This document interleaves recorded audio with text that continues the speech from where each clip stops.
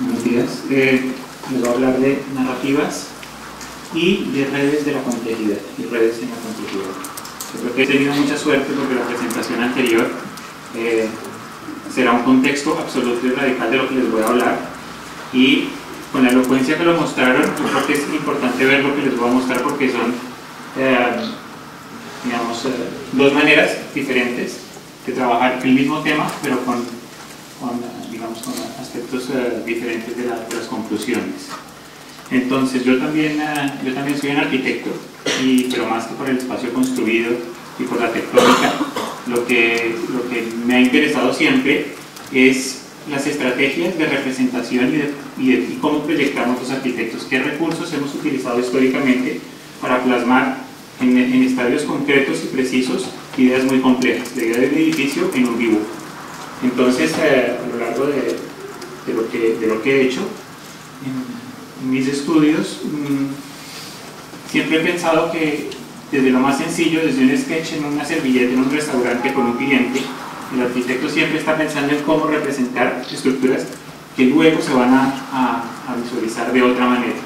Y en ese sentido, pues los arquitectos, como vimos en la presentación anterior, tenemos la capacidad de generar ilustraciones o modelos extremadamente sofisticados, que pasamos de la servilleta en el restaurante a una maqueta absolutamente detallada de lo que puede llegar a ser un edificio.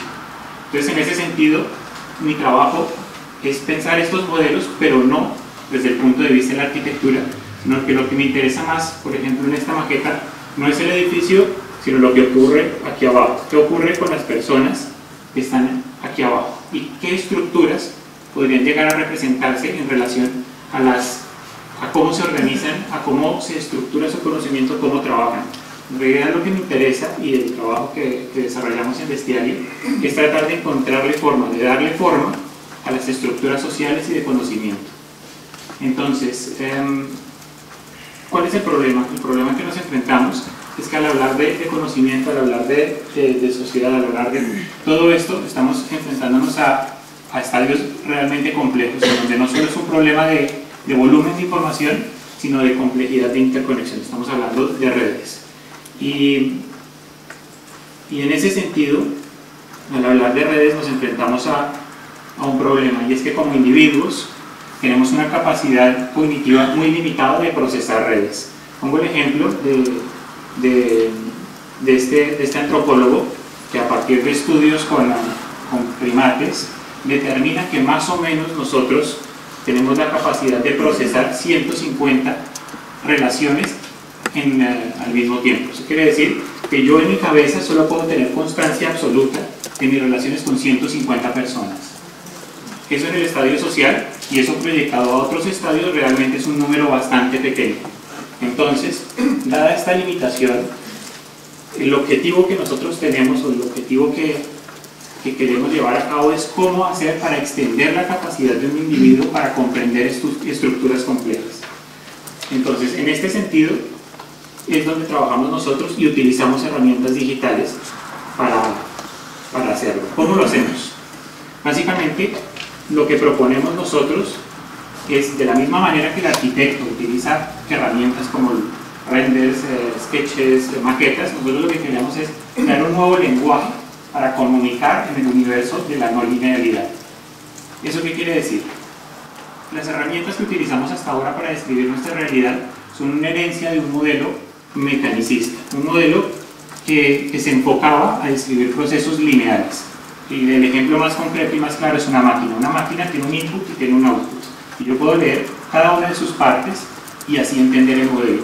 ¿Qué pasa en las redes? Las redes, como explicaban anteriormente, son sistemas no lineales, en donde la información sobre lo concreto no existe o no reside en el nodo, no reside en el individuo, sino básicamente reside en las relaciones entre los individuos. Y estas relaciones generalmente son intangibles. O sea, yo puedo ver dos personas y no tener ni idea de que son amigos o se odian. La relación es lo importante. Ahora les voy a mostrar una serie de proyectos que hemos desarrollado más o menos en 4 años de trabajo, un equipo de más o menos 10 personas enfocados en este sentido. Cómo convertir en objetos tangibles aquello que es intangible, cómo crear una maqueta de una estructura social. Entonces yo las preguntas que hago, por ejemplo, es ¿Cuáles de estas personas saben mucho de audiovisual y también tienen conocimiento en el ámbito de lo digital? Aquí, ¿qué es lo que estoy haciendo? Algo que es abstracto, como 40 personas que tienen conocimientos diferentes, lo estoy llevando a un mapa. Esto ya estoy hablando de lo terrenal aquí, ya tengo dos dimensiones y ya puedo saber dónde está. Aquí en audiovisual y en digital se me formó claramente un eje en donde están Salvador y Gustavo, y yo ya puedo identificarlos a ellos como dos personas que tienen pertinencia intelectual en este sentido. ¿Qué es lo interesante de este modelo? Este es un modelo físico de tensores, básicamente que la persona se desplaza en función de los atractores, que son las etiquetas que están acá, y cada uno de ellos tiene un ecualizador de talentos, que es este. Entonces eso el sistema lo lee y lo reinterpreta. Pero lo que realmente nos llamó la atención de este tipo de modelos es que cuando desplazo o creo una nueva geografía, un nuevo mapa de estos, salen de forma evidente aquello que yo ya conocía. Yo ya sabía que Salvador y Gustavo sabían de esto. Pero ¿qué es lo interesante? Que al tener dentro del mismo mapa las otras preguntas, que es lo que yo no hago convencionalmente, yo cuando hago una búsqueda en un motor convencional lo que hago es aislar, aquí yo dejo de lado esto, lo que estoy es deformando, y empiezan a aparecer personas en esta zona blureada del centro, que tienen cierta pertenencia por lo que yo decía, pero de forma indirecta también tienen relación con otras cosas. Entonces puede aparecer Frank, en este caso, que si bien sabe de audiovisual, sabe de digital, tiene otras características en las cuales yo no había pensado y pueden ser relevantes. Entonces este es el primer ejemplo que muestro, un sistema bastante sencillo, y hacer pues un modelo informático me permite jugar con bastante tranquilidad.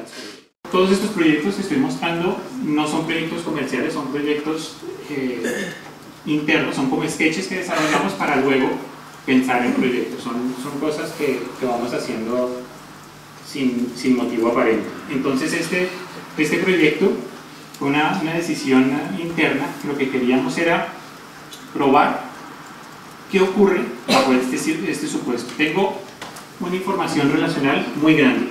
¿Qué ocurre si yo tengo una red e interactúo con una red? Me olvido de todas las estrategias convencionales que he utilizado siempre y lo que hago es ver redes. ¿Qué ocurre en este sentido? Y en esto pues planteamos este proyecto Sixpil. ¿Cuál es el contenido que está aquí en Sixpil? En Sixpil lo que tenemos son los favoritos que hemos guardado en los 4 años de historia de Bestiario en un servidor. Están todos los favoritos en internet y están etiquetados en 2 niveles. Hay etiquetas y hay grupos de etiquetas. Por ejemplo, arte, tecnología, tengo las etiquetas y tengo los contenidos. Y estos son los links a los contenidos. Entonces si yo, por ejemplo, llevo tecnología al centro, me va a mostrar todas las etiquetas que tengo relacionadas con tecnología, y si luego me interesa, por ejemplo, interfase, llevo interfase, el sistema lo que hace es calcular todos los contenidos que tengo relacionados con interfase. Aquí lo que nos interesaba, como les decía anteriormente, era sacar todo lo que del diseño existe y concentrarnos en lo que es red. ¿Y qué pasa con esto? Pues estamos viviendo la red, estamos navegando la red.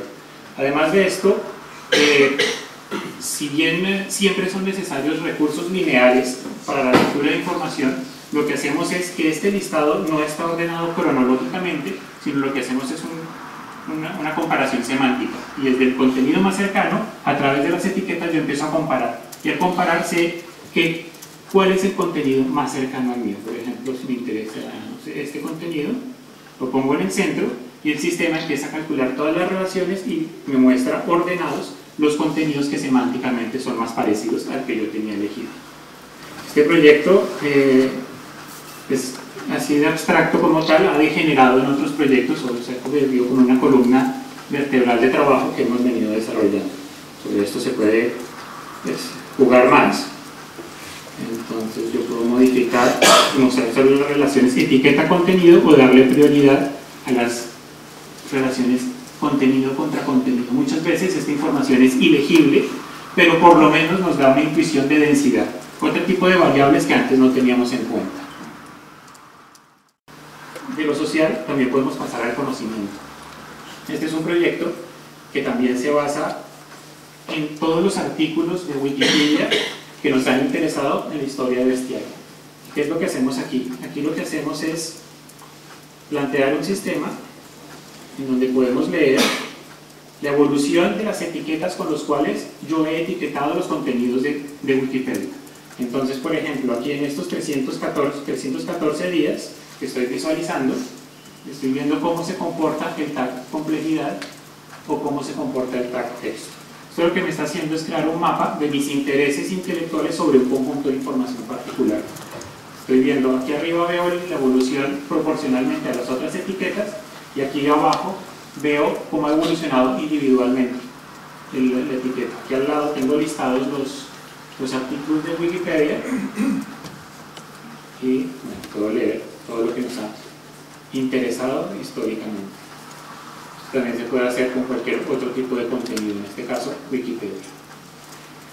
Como les decía anteriormente, otro problema al cual nos enfrentamos es el del volumen, la cantidad de datos. En este caso, este es un proyecto que trabajamos con un instituto que está aquí a 2 calles arriba de la residencia de estudiantes y que hicieron un trabajo magnífico que fue leer todas las revistas producidas en la Edad de Plata y a través de los artículos crear una red intelectual de la época. Todos los artículos tenían un autor, un coautor y citaban gente. Leyendo esto se construyó una red intelectual de estos primeros 30 años del siglo pasado en España. Entonces, estaba en un servidor, lo que hicimos fue llevarlo a un estadio que se pudiese, digamos, leer de forma relacional. Entonces, yo tengo un elemento centralizado. En el tema del tamaño, en esta red hay 300.000 nodos y 1,5 millones de relaciones. Y esto lo estamos consultando ahora vía internet. Todo lo que yo hago en cada clic es saltar, voy al servidor y hago una consulta. Voy a García Lorca, leo y miro en qué estaba relacionado, voy haciendo saltos y mirarlo. Este es un sistema interesante porque también planteamos la posibilidad de ser bus, digamos, en formato gráfico o también en formato convencional, un teclado. Lo importante de esto es que, por ejemplo, todo el contenido, todos se pueden leer, todos los artículos, y sobre todo se pueden empezar a encontrar relaciones que antes no eran evidentes o que estaban ocultas en textos. Y por último, vamos a mostrar un proyecto que hicimos hace un par de años en referencia a TED.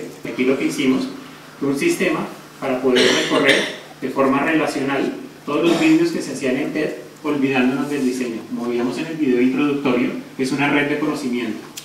Y bueno, esta es la forma que tiene esa red de conocimiento. Tenemos todas las etiquetas y yo puedo combinar las etiquetas, y al combinar las etiquetas el sistema se encarga de calcular cuál es el vídeo, me muestra el vídeo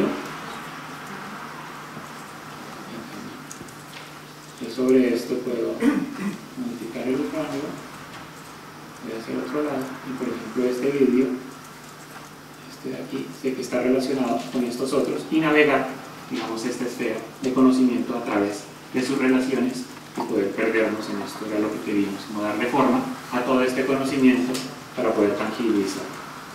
Muchas gracias.